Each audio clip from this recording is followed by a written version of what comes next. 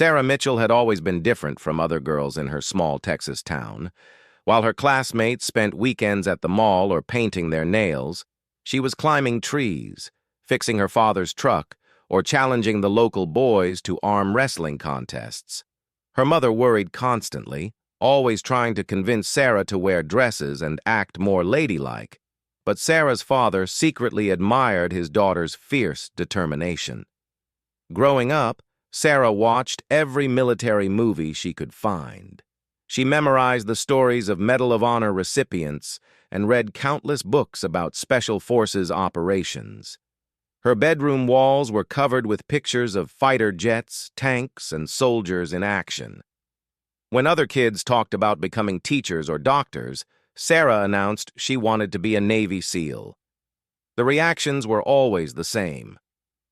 Laughter, eye rolls, concerned looks from adults who thought she would grow out of this phase. Even her own family didn't take her seriously. Her older brother Mark, who had served in the Army, would ruffle her hair and say, "Maybe you should aim for the Coast Guard, little sis." But Sarah never wavered. Every morning before school, she ran 5 miles through the Texas heat. She did push-ups until her arms shook. She practiced holding her breath underwater at the local pool until the lifeguards got nervous. Other teenagers were sleeping in on weekends, but Sarah was up at dawn, training her body and mind for a goal that seemed impossible to everyone around her. High school wasn't easy for someone like Sarah. She was tall for a girl, standing nearly 6 feet, with broad shoulders from years of swimming and weightlifting. Her short brown hair and preference for athletic clothes over makeup made her stand out in all the wrong ways. Girls whispered behind her back, calling her weird or mannish. Boys either ignored her completely or made crude jokes about her ambitions. The worst part wasn't the teasing, though. It was the doubt that crept in during quiet moments. Late at night, staring at the ceiling, Sarah wondered if everyone else was right. Maybe she was crazy for thinking a girl could make it through the toughest military training in the world. Maybe she should just give up and find something more realistic. But then she would remember why she started. When Sarah was 8 years old, her family had been in a terrible car accident. A drunk driver had hit them head-on while they were driving home from her grandmother's house. Her father was trapped in the wreckage, bleeding and unconscious. Her mother was screaming. Sarah's little sister Emma was crying in the back seat, her leg twisted at a horrible angle. The first responders took 20 minutes to arrive. 20 minutes that felt like hours. Sarah had crawled out of the car despite her own injuries and tried to help her family. She pressed her tiny hands against her father's wounds, trying to stop the bleeding like she had seen in movies. She sang to Emma to keep her calm. She stayed strong when everyone else was falling apart. That night changed everything for Sarah.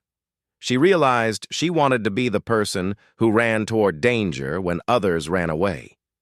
She wanted to be the one who could save people when everything went wrong.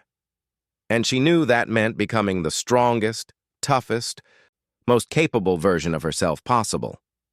Her high school guidance counselor, Mrs. Peterson, tried repeatedly to steer Sarah toward more suitable career paths. During their senior year meeting, Mrs. Peterson spread college brochures across her desk. "Sarah, you have excellent grades," she said, adjusting her glasses. "You could study engineering or maybe sports medicine. There are so many opportunities for young women today."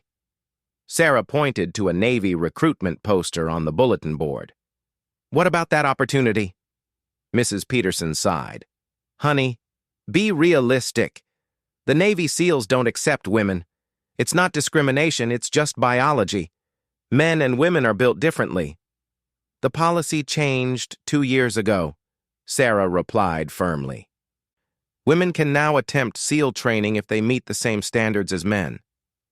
"Meeting the standards and actually making it through are 2 different things," Mrs. Peterson said gently. "No woman has ever completed SEAL training successfully. Maybe that should tell us something." Sarah felt her jaw clench. She had heard these words so many times that they had lost their sting. Instead of anger, she felt only determination. "Maybe it just means no one has tried hard enough yet." After graduation, while her classmates headed off to college or local jobs, Sarah enlisted in the Navy. Her parents drove her to the recruitment station, both trying to hide their worry behind forced smiles. Her mother cried quietly in the front seat. Her father squeezed her shoulder and whispered, "Make us proud, kiddo." Boot camp was tough, but not tougher than Sarah expected. She had been preparing for years, and her body responded well to the physical demands. More challenging were the reactions from her fellow recruits and even some instructors. Some men were openly hostile, making comments about women weakening the military. Others were overly protective, offering to carry her gear or help with tasks she was perfectly capable of handling alone. Sarah learned to ignore both extremes. She kept her head down, followed orders, and consistently scored in the top 10% of her class in every category. Physical fitness, weapons training, navigation, leadership exercises, Sarah excelled at all of it. But she knew boot camp was just the beginning. The real test would come when she applied for SEAL training. The application process itself was intimidating. Sarah had to pass a physical screening test that included a 500-yard swim, push-ups, sit-ups, pull-ups, and a timed run. The standards were the same for everyone, regardless of gender. Sarah had been training for this moment for years, but she still felt nervous as she approached the testing facility. Lieutenant Commander Richards, a weathered SEAL veteran with kind eyes and graying temples, oversaw her evaluation.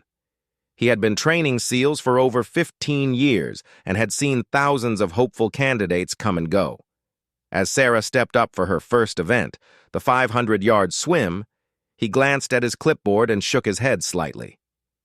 "Mitchell, Sarah," he called out. "You sure about this?" Sarah nodded firmly. "Yes, sir." "This isn't summer camp, sailor. We break people here, strong people. People who thought they could handle anything." "I understand, sir." Lieutenant Commander Richards studied her for a moment longer, then gestured toward the pool. "Your time starts now." Sarah dove in and began swimming with smooth, powerful strokes. She had been a competitive swimmer in high school and college, and the 500 yards felt almost easy. She finished with time to spare, climbing out of the pool to find several instructors checking their stopwatches with surprised expressions. The push-ups were next. Sarah dropped into position and began the exercise with perfect form. Up and down, her muscles burning but never failing. She knocked out the required number plus 10 extra just to make a point. Sit-ups followed the same pattern. Sarah's core strength, developed through years of dedicated training, carried her through the exercise with room to spare. By the time she reached the pull-up station, a small crowd of instructors and other candidates had gathered to watch. Pull-ups were often where candidates failed, especially women attempting military standards designed with male physiology in mind. Sarah gripped the bar, took a deep breath, and began pulling herself up. 1, 2, 3. Her form was textbook perfect, her chin clearing the bar completely with each repetition. 10, 15, 20. She could hear murmurs from the crowd. Someone whispered, "How is she doing that?" Another voice said, "She's stronger than half the guys here." Sarah completed the required pull-ups and dropped from the bar. Her arms ached, but she felt incredible. One more event remained, the timed run. The final test was a 1.5-mile run in boots and fatigues. Sarah had been running since she was 12 years old, and distance running was one of her strongest skills. As the starting signal sounded, she settled into a steady pace that she knew she could maintain. Other candidates started fast, trying to show off, but Sarah had learned patience. Mile by mile, she began passing people who had burned out too early. Her breathing remained controlled, her form efficient. As she rounded the final corner, Sarah could see the finish line ahead. Lieutenant Commander Richards stood at the finish, stopwatch in hand. As Sarah crossed the line, he clicked the timer and stared at the display for a long moment. "Time?" asked another instructor. Personal record for the course, Richards replied quietly. She just set a new benchmark. Sarah bent over, hands on her knees, breathing hard but not exhausted. Around her, other candidates were collapsing, throwing up, or nursing injuries. She felt tired but strong, accomplished but not satisfied. This was just the beginning. Lieutenant Commander Richards walked over to her. "Mitchell." "Yes, sir?" "Congratulations. You passed the screening. Now the real fun begins." He paused, studying her face. "Bud S starts in 6 weeks. That's basic underwater demolition SEAL training, 24 weeks of the hardest military training in the world. Most people quit in the first week." Sarah straightened up, meeting his gaze directly. "I won't quit, sir."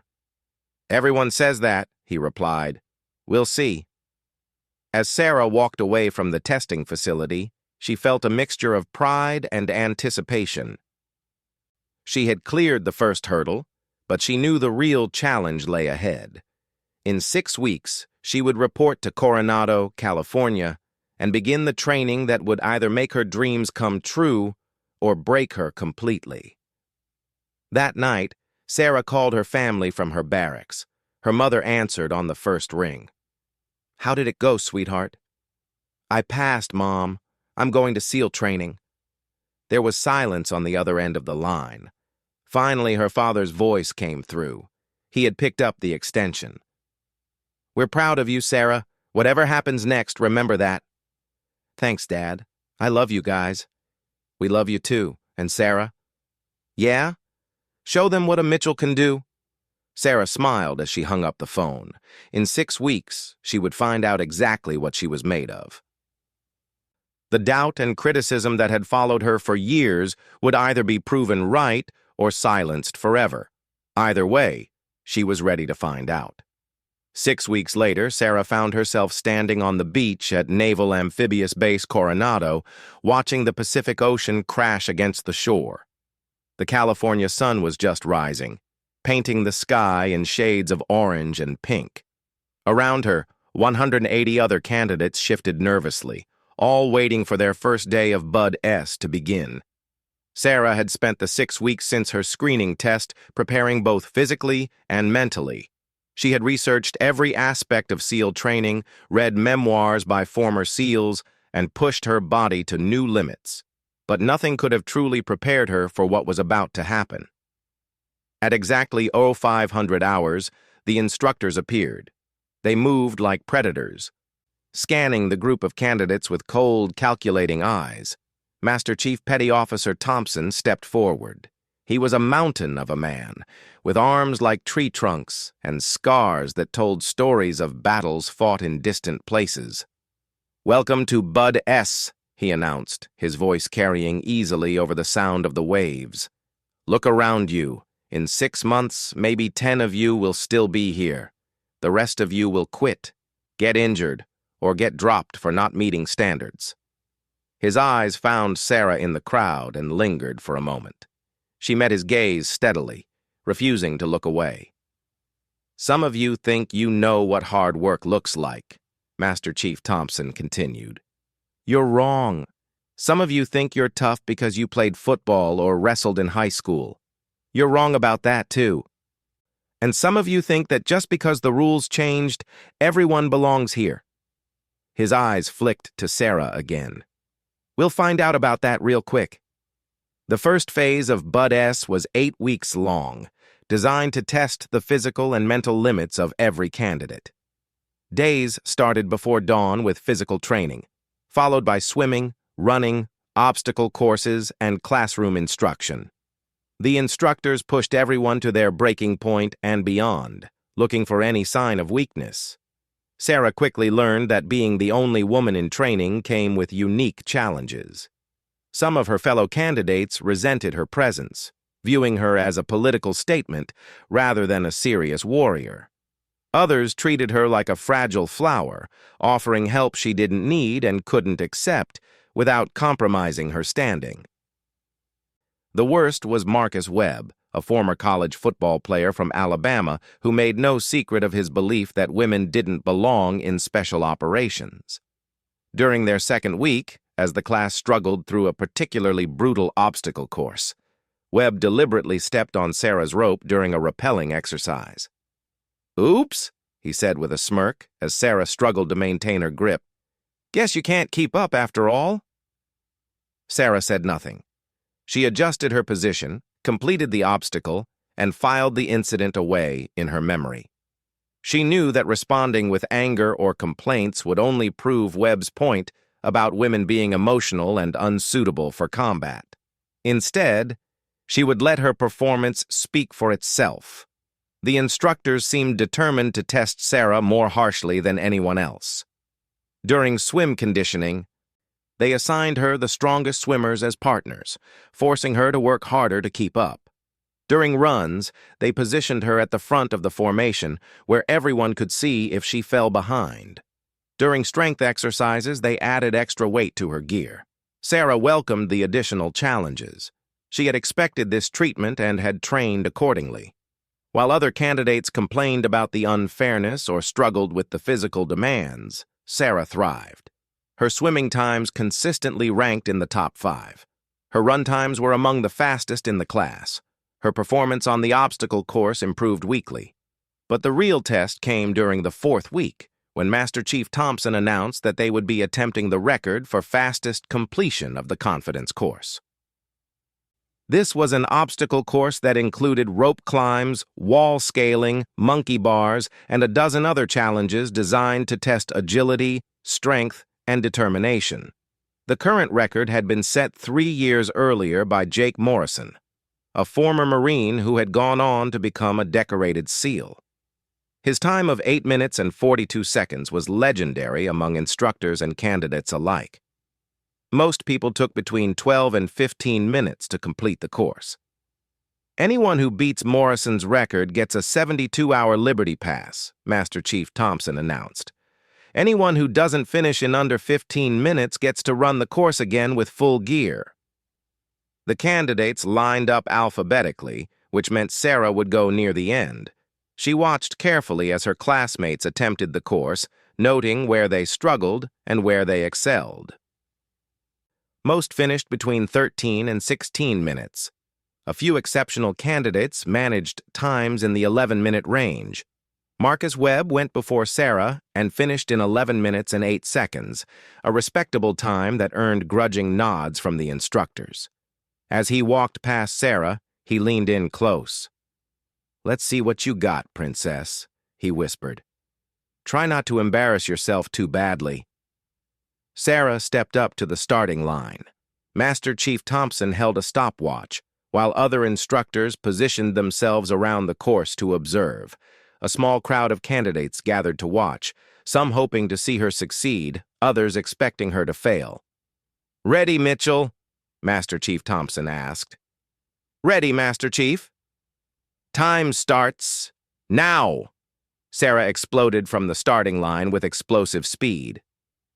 The first obstacle was a series of hurdles that most candidates cleared carefully to avoid tripping. Sarah flew over them like a track star, barely seeming to touch the ground between jumps. Next came the rope climb, a 30-foot ascent that typically took candidates 45 seconds to complete. Sarah attacked the rope with perfect technique, using her legs to grip and her arms to pull in a fluid rhythm that carried her to the top in 28 seconds. The monkey bars followed, a section that eliminated many candidates whose grip strength failed partway across. Sarah's years of rock climbing and gymnastics training showed as she swung across the bars with smooth, controlled movements, never pausing or struggling. Halfway through the course, Sarah was moving faster than anyone had expected. The instructors began checking their watches and comparing notes. Master Chief Thompson's expression shifted from skeptical interest to genuine surprise. The cargo net climb came next, followed by a series of balance beams, tire runs, and wall climbs. Each obstacle that had slowed down previous candidates seemed to energize Sarah further. Her movements became more fluid, more confident, as she found her rhythm. The final obstacle was the most difficult, a combination of rope swings, log carries, and a sprint to the finish line. This was where most candidates lost precious seconds, their muscles finally giving in to fatigue. Sarah approached it like a machine, her breathing controlled despite the intense pace she had maintained. She grabbed the rope for the final swing, launched herself across the gap, and landed perfectly on the far platform. The log carry that followed required candidates to lift a 75-pound log and carry it 50 yards. Sarah hoisted it onto her shoulders and ran, her legs pumping steadily despite the weight. As she approached the final sprint, Sarah could hear voices from the crowd. Someone was shouting encouragement. Someone else was calling out split times. But all she could focus on was the finish line ahead and the stopwatch in Master Chief Thompson's hand. Sarah crossed the finish line and immediately bent over, hands on her knees, breathing hard. Around her, the crowd had fallen silent. Master Chief Thompson was staring at his stopwatch with an expression of complete disbelief. "Time?" called out one of the other instructors. Master Chief Thompson looked up slowly. 8 minutes, 31 seconds. The silence stretched for several heartbeats. Then someone in the crowd whooped, and suddenly everyone was talking at once. Sarah had not just beaten the record, she had destroyed it by 11 seconds. Lieutenant Commander Richards, who had been observing the exercise, walked over to Master Chief Thompson. "You sure about that time?" "Dead sure, sir. Had 2 other instructors timing her as well. All 3 watches say the same thing." Richards approached Sarah, who was still catching her breath. "Outstanding work, Mitchell. That was the most impressive thing I've seen on this course in 15 years. Sarah straightened up, trying to hide how winded she was. "Thank you, sir." "Tell me," Richards continued, "what's your secret? How did you move so fast through obstacles that usually slow people down?" Sarah thought for a moment before answering. "I've been visualizing this course for months, sir. I studied video footage, memorized every obstacle, and practiced the movements in my head hundreds of times. When I got here, it felt familiar instead of intimidating." Richards nodded approvingly. "Preparation and mental toughness. That's what separates good warriors from great ones." As word of Sarah's record spread through the base, reactions were mixed. Some instructors and candidates were genuinely impressed and excited to see what she might accomplish next. Others seemed resentful or suspicious, as if her success somehow diminished their own achievements.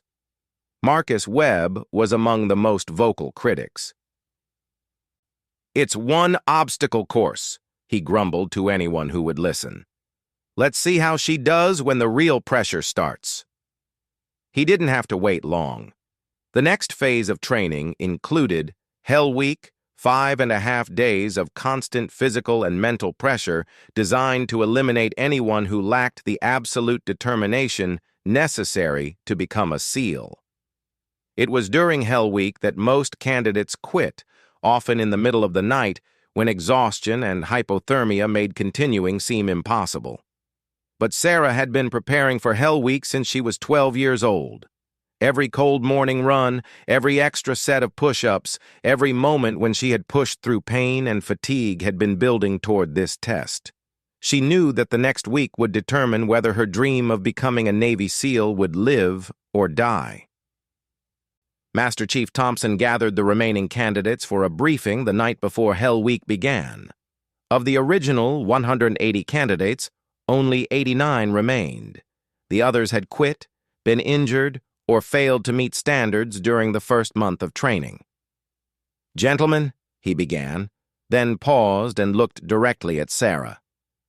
"And lady, tomorrow you begin Hell Week. For the next 5.5 days, you will get approximately 4 hours of sleep total. You will be cold, wet, sandy, and exhausted. Your muscles will scream, your mind will play tricks on you, and every fiber of your being will tell you to quit." He walked slowly along the line of candidates, making eye contact with each one. "Some of you will ring the bell. When you do, you'll feel immediate relief.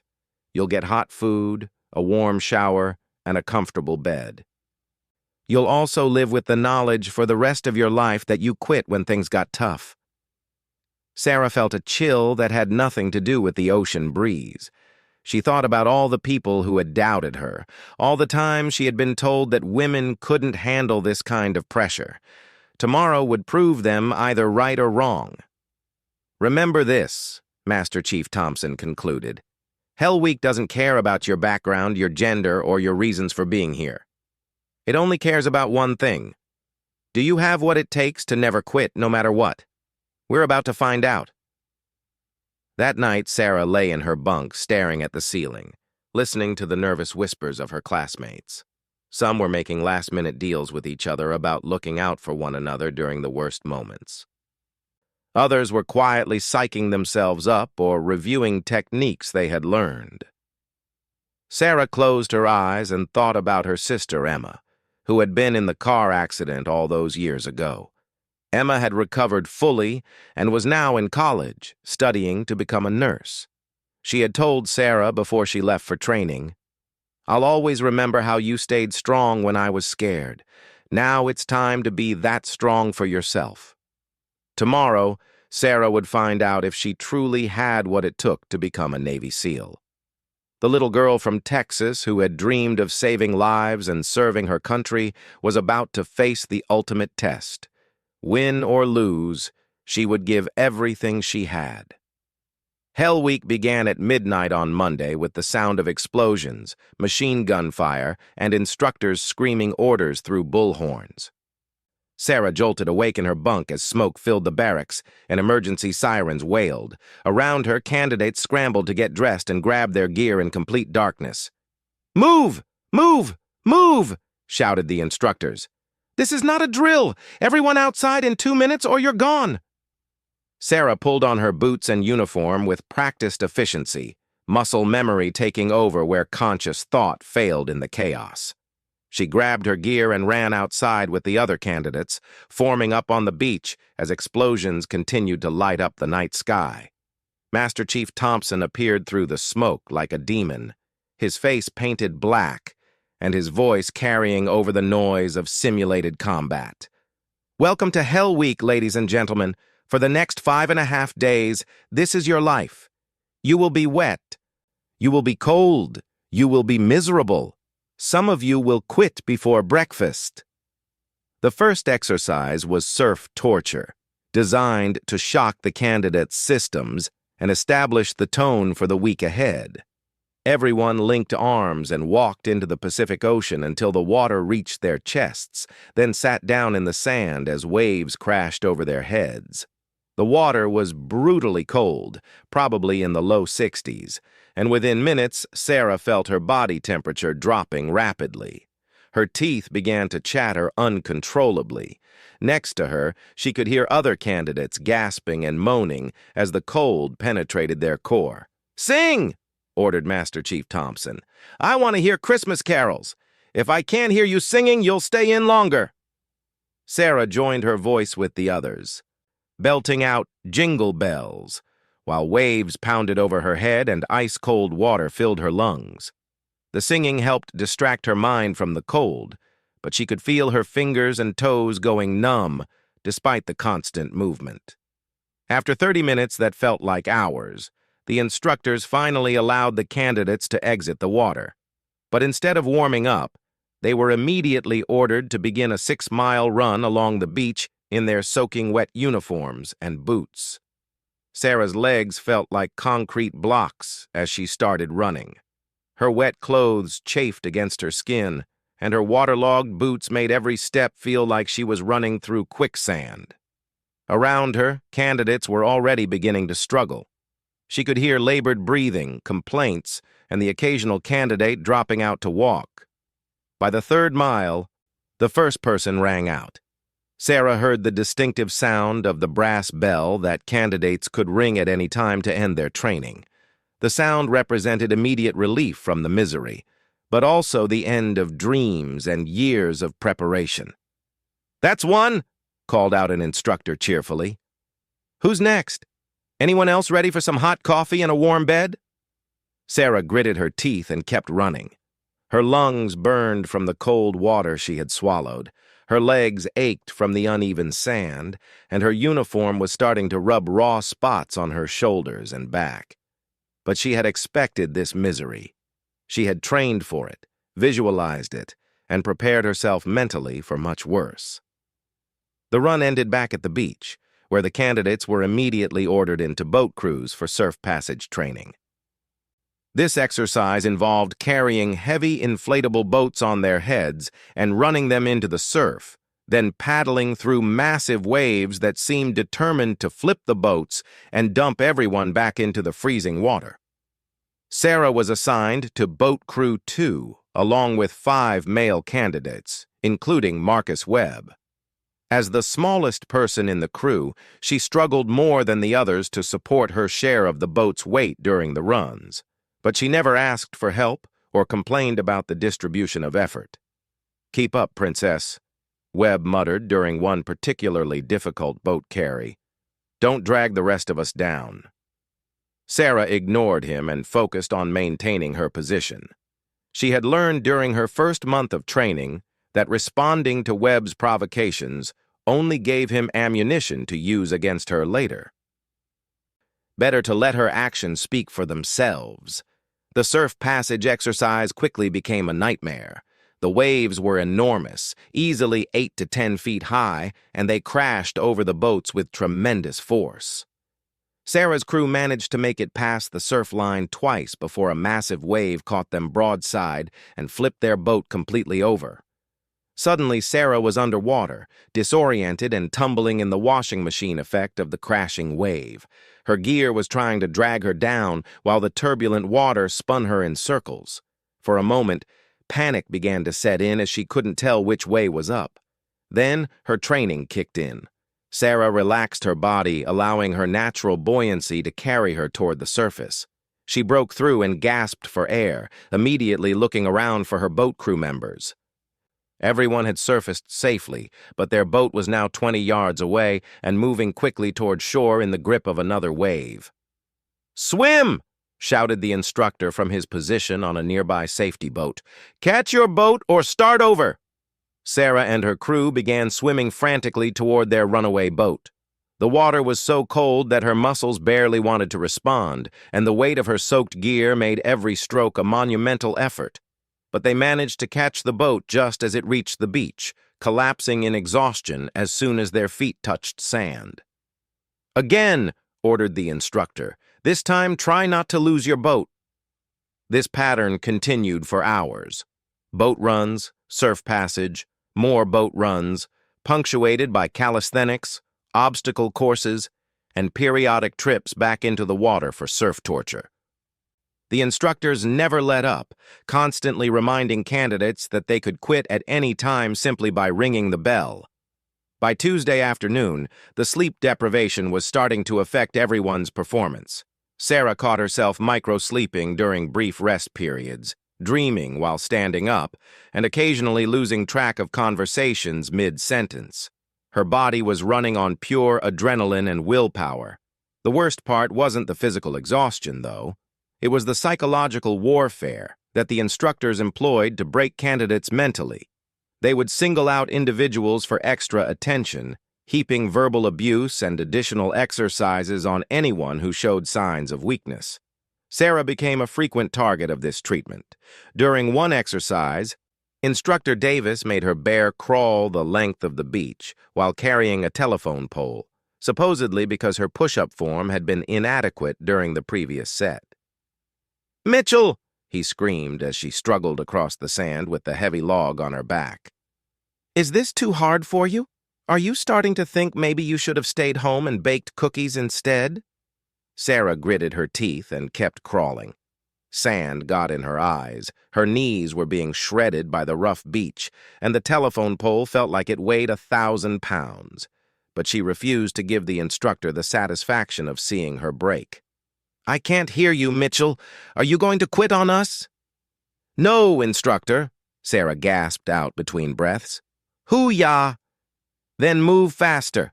My grandmother could bear crawl faster than that, and she's been dead for 10 years. By Wednesday night, the attrition rate was accelerating. Candidates who had seemed strong and determined just days earlier were now ringing the bell in the middle of exercises, unable to continue. The original group of 89 candidates was down to 34. Sarah was barely hanging on herself. She had developed a persistent cough from all the salt water she had swallowed. Her hands were cut and bleeding from rope climbing exercises, and she was so exhausted that she occasionally hallucinated during the brief moments when her eyes closed. But every time she felt like she might break, Sarah reminded herself why she was there.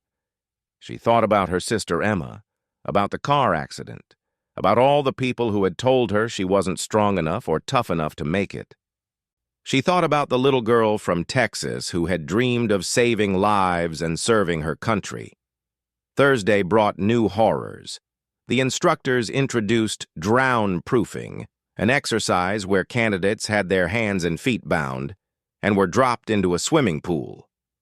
They had to survive for 20 minutes using only their breath control and body positioning to stay afloat. Sarah watched several candidates attempt the exercise before her turn came. Most managed to complete it, but barely. One candidate panicked and had to be pulled out by safety divers after swallowing too much water. When her turn came, Sarah approached the pool with determination rather than fear. She had been practicing breath control exercises since she was 12 years old, and swimming had always been one of her strongest skills. As the instructors bound her hands and feet, she focused on controlling her breathing and visualizing the techniques she would need. The water was shockingly cold when they pushed her in, but Sarah immediately began the rhythmic movements that would keep her afloat. Bob down to build momentum, then thrust upward to get her mouth above water for a quick breath. The timing had to be perfect, and any panic or wasted movement would be fatal. 20 minutes felt like 20 hours. Sarah's lungs burned from the controlled breathing, her muscles screamed from the constant motion, and the cold water sapped her strength with every passing minute. But she maintained her rhythm, stayed calm, and refused to let fear overwhelm her technique. When the instructors finally pulled her out of the pool, Sarah was barely conscious but still fighting. She had completed the exercise with time to spare, impressing even the most skeptical observers. "Outstanding, Mitchell," said Lieutenant Commander Richards, who had come to observe the exercise. "That was some of the best drown-proofing I've seen in 15 years. Sarah could barely respond. She was shivering uncontrollably and could hardly catch her breath.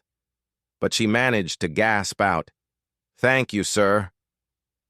Friday morning brought the final major challenge of Hell Week, a 15-mile night navigation exercise carrying full packs and weapons. Candidates had to find their way through a series of checkpoints in complete darkness, using only map and compass while exhausted and disoriented. By this point, only 23 candidates remained from the original group of 180. Sarah was among them, but barely. She was running on fumes.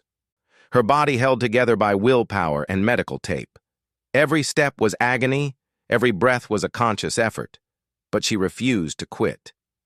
The navigation exercise proved to be the final breaking point for several candidates.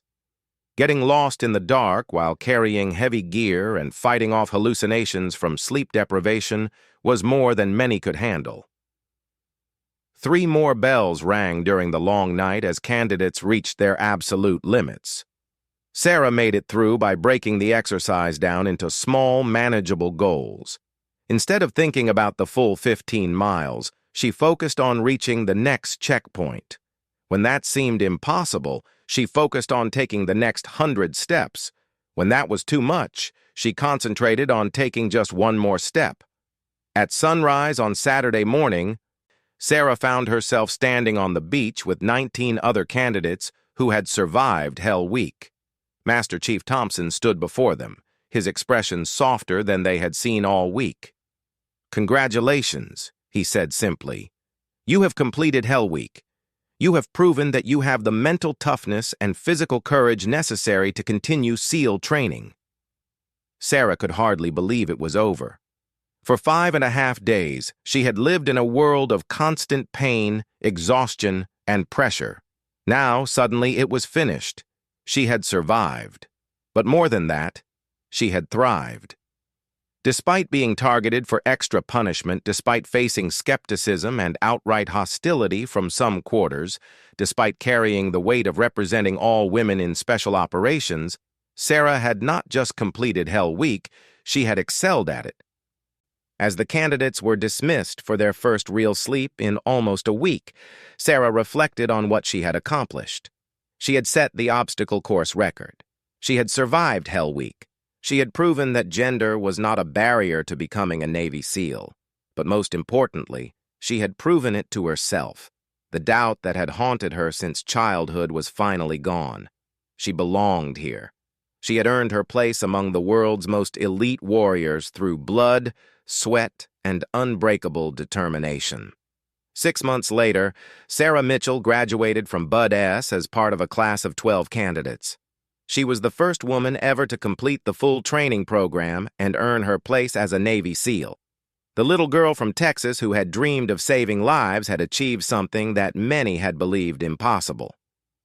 During the graduation ceremony, her family sat in the front row, tears streaming down their faces as they watched Sarah receive her SEAL pin. Her father, the same man who had worried about his daughter's unrealistic dreams, stood and applauded louder than anyone else in the auditorium. After the ceremony, Sarah was approached by a young girl, maybe 10 years old, who had come with one of the other graduates' families. "Excuse me," the girl said shyly. "Are you really a Navy SEAL?" "Yes, I am," Sarah replied, kneeling down to the girl's level. "My mom says girls can't be soldiers." Sarah smiled. "What do you think?" The girl looked at Sarah's uniform, her SEAL pin, and the confidence in her eyes. "I think your mom might be wrong, too," Sarah laughed. "Maybe she is. What's your name?" "Katie." "Well, Katie, let me tell you something. People told me my whole life that I couldn't do this. They said I wasn't strong enough or tough enough, or that girls just weren't built for this kind of work." Sarah paused, remembering all the doubt and criticism she had overcome. "But here's what I learned. The only person who gets to decide what you can't do is you. If you're willing to work hard enough and never give up, you can accomplish anything." Katie nodded solemnly, as if she were receiving the most important piece of advice she would ever hear. Sarah stood up and looked out at the Pacific Ocean, where she had endured so much pain and discovered so much strength. Tomorrow, she would begin her career as a Navy SEAL, ready to serve her country and save lives, just as she had always dreamed. The girl from Texas, who had been told she couldn't do it, had done it anyway, and in doing so, she had opened a door for every girl who would come after her, proving that courage and determination know no gender. The record she had set wasn't just about obstacle course times. It was about breaking barriers and showing the world what was possible when someone refused to accept limitations. Sarah Mitchell had asked if she could give it a try. The Navy SEALs had laughed. Then they watched her smash their records and rewrite the rules about what women could accomplish. In the end, the only thing that mattered was not whether she was strong enough to be a SEAL, but whether the SEALs were ready for someone as strong as Sarah Mitchell.